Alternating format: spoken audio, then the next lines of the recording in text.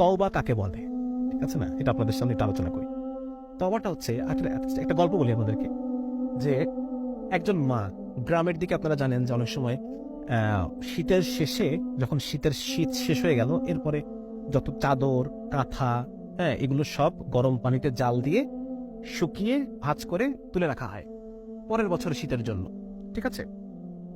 তো এরকম একটা সিনারিও চিন্তা করেন যে একজন মা রান্নাঘরে পানি জাল করছেন কাপড় মানে কাঁথাগুলো ধোয়ার জন্য বা সিদ্ধ করার জন্য।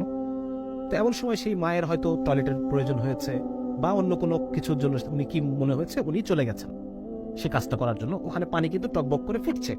এমন সময় তার 2 বছর বয়সী বাচ্চা, সে টুকটুক করে হাঁটতে হাঁটতে হাঁটতে হাঁটতে এসে সেই গরম পানির মধ্যে পড়ে গেছে, পড়ে গিয়ে মরে সিদ্ধ হয়ে বাঁচতেছে, ঠিক আছে।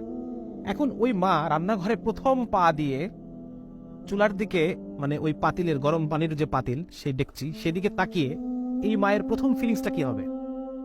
এই মায়ের প্রথম ফিলিংসটা কি হবে? হায় আমি কি করলাম, ঠিক না? এই মায়ের এই চুলার দিকে তাকিয়ে তার প্রথম যে ফিলিংস, হায় আমি কি করলাম, এটাকে বলে তওবা। দিস ইজ তওবা। হ্যাঁ, এই মা তার বাকি জীবনে যদি আরো 80 বছর বাঁচে, সে আর কোনোদিন ওই দরজা খোলা রেখে যাবে না। আল্লাহ তাআলা যদি এরপর তাকে আরো 100 সন্তানও দেন, ওই 100 সন্তানের ক্ষেত্রে সে আর কোনোদিন দরজা খোলা রেখে, গরম পানি চুলায় রেখে, রান্নাঘরের দরজা খুলে রেখে সে আর কখনো সেখান থেকে বের হবে না। বের হবে? হবে না। তাহলে এই যে অনুভূতি, হায় আমি কি করলাম, হায় আমি কি করলাম, হায় আমি কি করলাম, এই অনুভূতিটাকে বলে তওবা। এবং এই কাজ আমি আর জীবনে কখনো করবো না, ঠিক আছে না? এটা হচ্ছে তওবা। তো আমার এই তওবা, এই অনুভূতি, আমি যদি আল্লাহর সাথে, যতবার আমার গুনাহ হবে আমি আল্লাহর সাথে অনুভূতি করি, আল্লাহ তাআলা আমাকে মাফ করে দেবেন।